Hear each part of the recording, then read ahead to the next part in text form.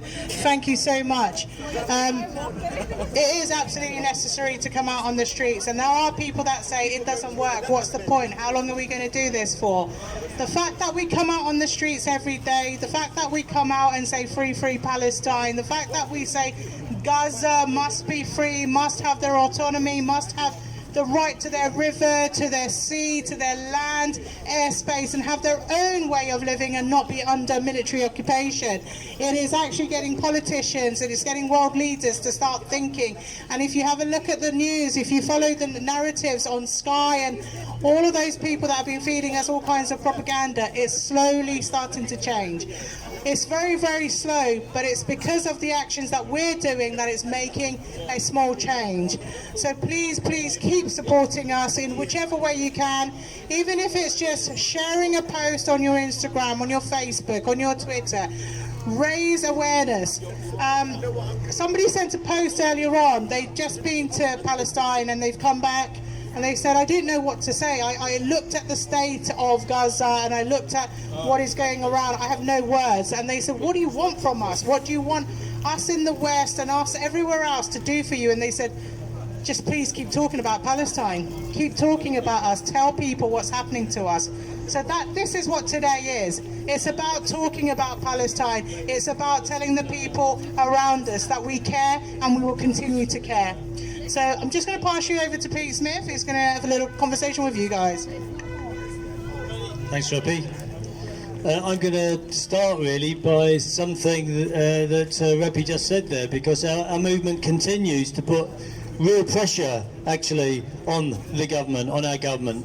A few weeks ago only, we started to hear some of the politicians in our political caste and some people in the mainstream media begin to talk about the possibility of withholding weapons that the Israelis are using for genocide. They started to talk about withholding weapons there. And what was the background to that? Well, part of the background to that is the way that our movement has shone a brilliant light on the lies of the Israelis and their supporters. It's shone a light on all that. So now today most of the world can see that Israel is using starvation and disease as a weapon of war, as a weapon of genocide. While Israel pretends it's now allowing plenty of aid into Gaza, the United Nations tells us that Israel is still causing the highest levels of catastrophic hunger in the world. While Netanyahu tries to beguile the world, talking about a surge of aid, and their defence minister talks about floods of aid, workers on the ground tell us it just isn't true. And now even a top American official, Samantha Powell, tells the American Congressional Committee that famine is a reality today in Gaza. And still aid trucks are fired at by Israeli forces. They're still targeted by Israeli forces. And the bombardment from land, sea and air goes on. Hundreds have been killed in the West Bank, including 112 children. The mainstream media does its best to cover the truth, to camouflage the truth, but in reality what we are doing does make a difference. So now Israel thinks it can take the focus off of its crimes by widening the war across the region. It wants to show how useful it can be to the USA in particular today, how useful it can be to the USA in addition to taking the focus off of its war crimes. This showing how useful it can be to imperialist powers has always been central to the Israeli project. It's always been central that it wants to be an imperial outpost for the imperial powers in the Middle East. And since 1967, the imperial power that is courted particularly is the USA. And this isn't new, by the way. The widening of the war isn't new. When you look at the genocidal attack on Lebanon in 1982, this was widening the war. When you look at the period straight after, actually the armistice, back in the very foundation of Israel, they spent almost the entire 1950s trying to engineer war with Egypt, saying to the Americans, look how useful we can be at dominating this area for you. So they tried to widen the war. They want to take the focus off the genocide in Gaza, so on April the 1st, Israel bombs an Iranian consulate in Syria. They killed 13 people. We're still waiting to hear what the attitude of the British government is to that attack. They're not telling us. 2 weeks later, Iran responds with drones and missiles as a kind of shop window warning to Israel and the provider of arms. It responds to that original Israeli attack. And the governments which have been arming Israel's genocide in Palestine, the mass murder of Palestinians reaching now at least 34,000 people, the governments which have been funding and facilitating that rushed to condemn Iran. They did something else. We had Biden, Sunak, Cameron and all the rest of them saying they want restraint. They said they were against escalation. What does it mean when the UK and the US say they want restraint? These words are empty. What does it mean when they say they want Israel to be careful to avoid killing children in Gaza? When they also say at the same time that they'll continue arming the genocide. What does it mean when Cameron and Biden say please don't target aid workers and medical workers when they carry on arming the killing of aid workers and medical workers? Israel continues with impunity, continues its crimes with impunity. So the mainstream media talk about putting pressure on Israel. They talk about putting pressure on Israel. At the same time that they're talking about putting pressure on Israel, the US is vetoing recognitions of the Palestinians at the United Nations. At the same time that the UK is abstaining on the same vote, recognition of the Palestinians. At the same time as they're doing that, Israel are sending more troops to Rafah. This morning, 10 people were killed on an air raid on Rafah. Last week, a playground was targeted. 11 children were killed. In the West Bank, this week, a couple of days ago, 12 hours of attack destroyed roads, destroyed buildings, destroyed houses, destroyed agricultural land, tore up sewage lines. So what does it mean then so this is their call for restraint. Nothing ever happens. And what does it mean when Iran retaliates against an unprovoked Israeli bombing of their consulate? Well, we're told that Cameron and Biden, again, call for restraint. Respond intelligently, they say. Respond proportionately, says Cameron and Biden. What the Israelis hear from this is Biden's call for cast iron support for Israel. They hear Cameron say call for self-defense to Israel and so on. That's what the Israelis hear. And all the talk about not escalating, all that talk of not escalating is lost in the noise of missiles and bombs. For Israel, the whole thing is just a massive green light. The G7 on Thursday called for a ceasefire. They said Israel shouldn't invade Rafah. Don't invade Rafah, they said, they called. But at the same time as they were saying that, one of the G7, Germany, their cops were breaking up an international conference for Palestine in Berlin at the same time that they were saying don't invade Rafah, call for a ceasefire. Biden is offering an extra £1.3 billion worth of weapons for Israel. That's on top of $26 billion dollars of weapons from a separate source. So we've got lots to do, friends. We've got loads to do, and I make no apology for just repeating some of the steps that we need to be taking. I mentioned before about the National Education Union's conference a few weeks ago, which called for all kinds of initiatives and so on the ground. We need that deepened, carried down into the workplaces. We need it happening across the trade union movement. We have to start talking about justice for Palestine at school, at work, in our social networks, people we know. We need to use collections for medical aid for Palestinians to start those conversations. Next Saturday, there's another national demonstration. We've seen hundreds of thousands of people on these national demonstrations. We should all be there and take people with us. We have the first day of action. Look it up on the Stop the War website. Ideas about how to build that, the kind of things people are doing up and down the country. We have next month a protest at Swindon North MP's Justin Tomlinson. Have a look at our advertising around that. We can all support the boycott of Israeli produce and so on. So we have added urgency. We've seen the dangers, how close we are to a growing regional war, which can suck us all into an even worse maelstrom than we're seeing in Palestine. We have loads to do. We need to keep fighting for Palestinian solidarity. And thanks for listening there. Free Palestine.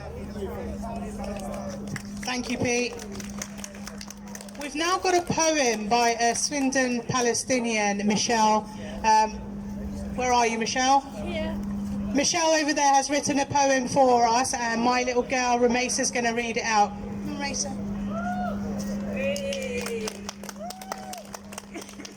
A child of Palestine. My daddy was taken by soldiers.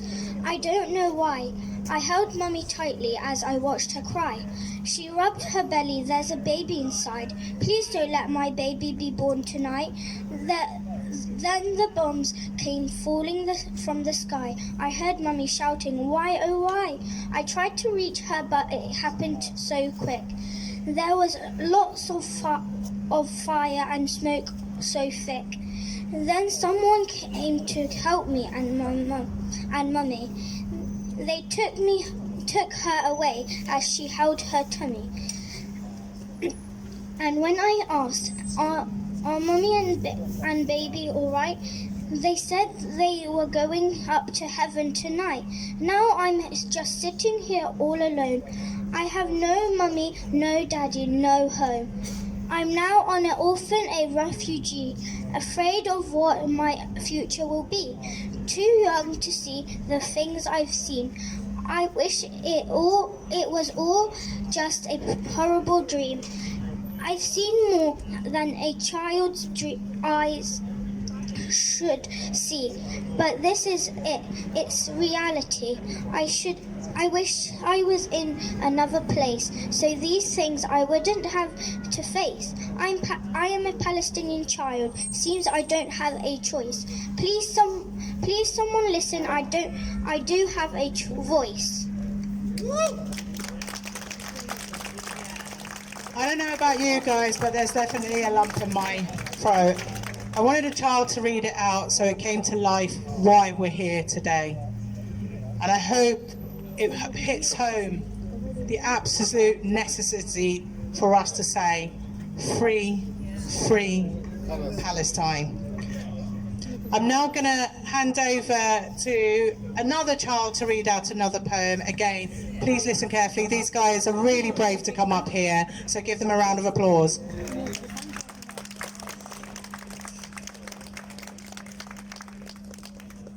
I used to live in such a happy place where everyone had a smile on their face. Me and my friends would play together. I thought our smiles would last forever. Then the rockets came landing so close. Hold me tight, Mummy, in case we die. We all were silent upon the ground. I went out to have a look around. There was nothing left, no homes, no school. Why do adults have to be so cruel? I asked Daddy why what we have done. He said, "It's not your fault, my son. Believe me, you've done nothing wrong. You just have to be brave and carry on." The soldiers came marching down the streets. The ground shook with the sound of heavy feet. They started firing. They were shooting so wild. "Please don't hurt me, I'm just a child." Oh, look at me with a cold heart grin. But just like a robot, there was no heart in him. Such an innocent children being killed every day. Our poor innocent life just taken away. And the most beautiful angels came right down next to me with the most beautiful smiles you will ever see. We are taking you to heaven where there's no more suffering or pain, where everyone has a smile on their face again.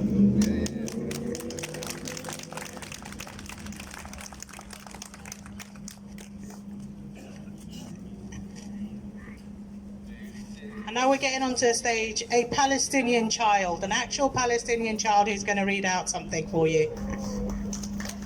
Naila? This is Palestine, it is my home, a land where I was free to roam.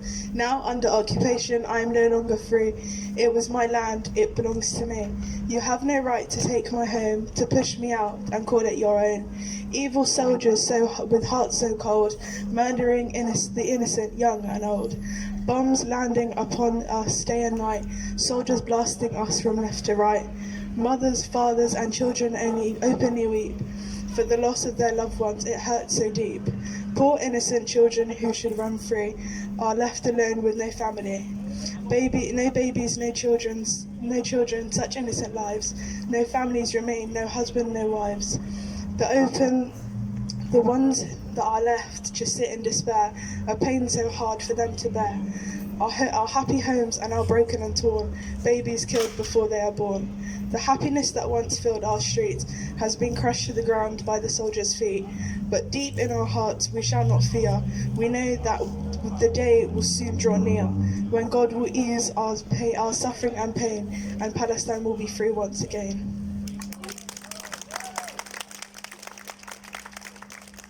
Michelle, truly, these poems have hit in a different way, so thank you so much for writing those for us, and I wish you all the best, and I hope you do continue writing, but hopefully one day on a happier note for Palestine. Thank you, Michelle. I'm just going to call Atif to the stage now to talk to us a little bit as well about Palestine and his thoughts. Thank you. Assalamu alaikum. Peace be upon you. One of the reasons we use this platform is to inform you with the facts, which gives you an opportunity to connect these facts like a dot connecting, to develop your own picture, to understand what is really happening, to help you to get away from the propaganda which is bombarded upon you and your children and your living rooms, day and night, to portray a picture which is far away from the reality, which is actually what is happening around us. Their whole effort is to disconnect us from our thinking mind and move us into a following mind. Be lazy in our thinking. Be disconnected with our actions. Stay immune to what is happening around you. And this is the purpose we are moving towards. Day by day they feed us information that does not make any sense to us once you have to start thinking, using your thinking mind. Look at the recent development. In New York Times, the day before yesterday, a long article been published. One of the things that stands out in this article is that Iran has came up with the most responsible, mature, composed power that we have ever been fed into. That they are rogue power, they are terrorists, they don't know what they are doing. They took 72 hours to inform everyone, including America through Oman and Switzerland, because they don't have any direct diplomatic contacts with America, to tell them what they are doing in retaliation to a breach of international law that Israel has committed by attacking Damascus, that's diplomatic enclave of Iran in Damascus. UN has clearly said that it's a breach of law. Why this has been done? To distract you away from the cause of Gaza. They want you to distract your attention from the plight of the people who are dying and suffering every day. We are waiting for these people to get a status of nationhood which has been thwarted by a veto from America, and guess what? UK, our own government, abstained from it. How long these merchants of darkness gonna sell you hopelessness? How long they're gonna make you feel that you can't make the difference? You can come and yell and scream and nothing gonna happen before you. Imagine a society where your say has nothing to do with the government. They do whatever they want. So what's the solution? Let me tell you what the solution is. The day has arrived where the ants eat the elephant. Day has arrived where we can really hit them. And that's 2nd of May. This is when your vote counts. This is when your voice counts. This is when you hurt them where it really feels the pain. Do not feel yourself helpless. Do not feel you can't make the difference. You are the difference. You are the center of the power. Your every day coming here and protest had made the difference. You are the voice now in the mainstream. Your voice has been heard in the power auctions. But now is the time to push your power into the parliament. Your power is your vote. You come forward, bring people in, spread the news, convince your people around it, bring the discussion in the public sphere, where people discuss this in cafes, in their schools, in their offices, in their community among them. Do not be afraid. Have no fear. That's only currency they can sell is the fear. Your fear is your biggest disadvantage. Throw this away. Come out with your loudest voice. Ask people to join you. Have no shyness. Have no confusion. This is the matter of life and death. This is the matter of freedom. Every day they're taking the freedom away from you in the name of security. It's time for you to take your freedom back, and Gaza teaches us how to take the freedom back. Every person that dies is fighting for our freedom in these lands. They are giving their sacrifice for our children's future. Why don't we get together and help them and be their voice where they can make a difference? Let's join hands and make them feel the pain on 2nd of May. Thank you very much. I think Scott also wanted to speak. So, Scott, where are you? There we go. No complaints today that I didn't let you speak. I always let you speak. There we go. That's right.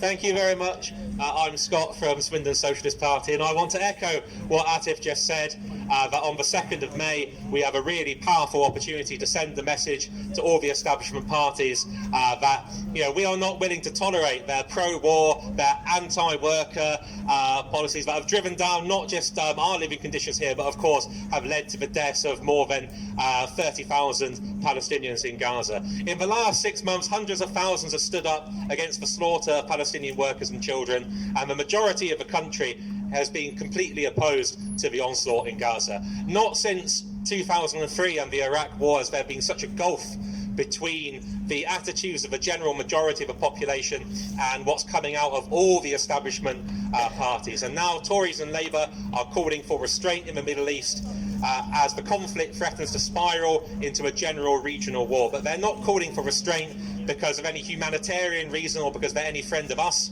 They're calling for restraint because a regional war would put their exploitation-based, profit-driven system at risk and raise those oil prices and sacrifice the profits for bosses. Where was their cause for restraint last October when Israel first began their invasion of Gaza? Of course, we know they were completely silent on the issue, apart from their uncritical, supportive attitude towards the Israeli state. As socialists, we stand for withdrawal of the Israeli army from all occupied territories, including the West Bank, and also we believe that only a mass democratic struggle for self-determination and socialism can liberate the Palestinian people. A socialist intifada we call for, a mass democratic struggle for Palestinian people under their democratic control. Atif mentioned the 2nd of May. On the 2nd of May there's going to be more than 300 election candidates across the country standing on an anti-war, anti-austerity platform. 279 of those are part of the Trade Union Socialist Coalition, which the Socialist Party runs under, but also more than 50 independents as well are running, and we applaud that. And we've got a powerful opportunity to vote in Swindon and throughout the country against the establishment parties and send a powerful message. It's very well to withhold our vote from the establishment politicians, but we also would be so much more powerful if we had our own anti-war candidates available on the ballot box to mobilise people and get behind them. This as a step to building a new party, a new mass party of the workers and poor against the pro-war Tories and Labour. We've seen the amazing power of demonstrations and protests over the last 6 months, unseating a Home Secretary and putting Sunak's government under serious pressure. But protests and demos can't succeed on their own. We need to get organised politically and kick out the warmongering bosses and Tories and Labour. Thank you.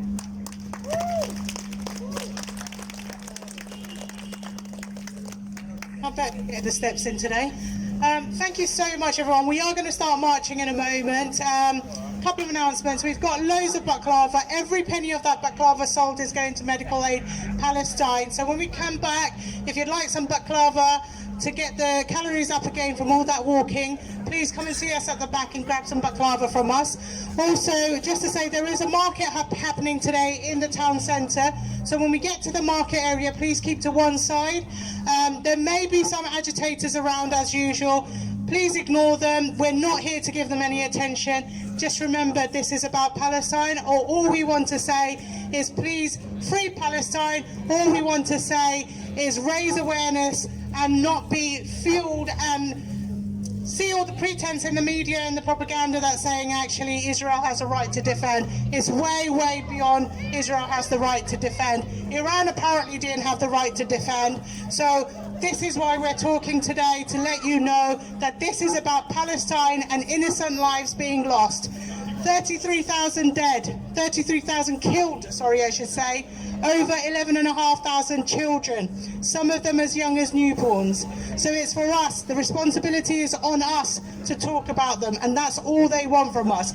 Talk about them and raise awareness. So any agitators, we don't care, we're not interested in their hate, we're about peace, we're about justice. So if I can ask the stewards to please let yourselves known. I can't see you. Jamie, where are you?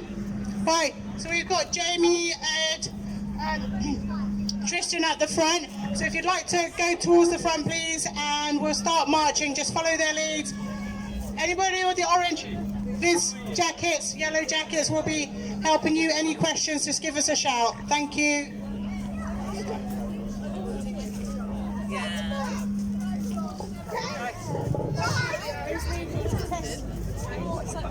Test. Free.